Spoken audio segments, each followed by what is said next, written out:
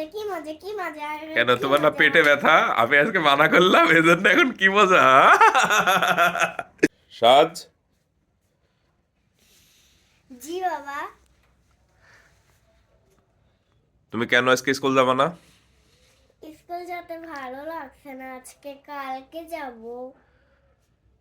প্রত্যেকদিন সকাল হলে তুমি খালি স্কুল না যাওয়ার বাহানা করো, এটা হইলো মা বলো? কালকে যাব বাবা, সত্যি কালকে যাব।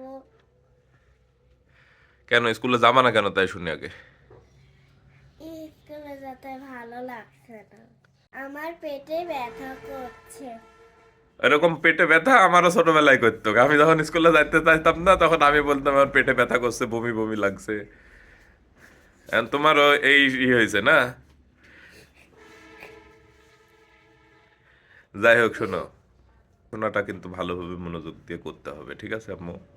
আচ্ছা। ভালোভাবে পড়াশোনা না করলে ভালো বড় মানুষ হইতে পারবে না, ঠিক আছে? জি। কালকে থেকে ঠিকঠাক মতন স্কুল যাবা। হ্যাঁ। আমি তোমাকে বকাঝকা করি না, ঠিক আছে?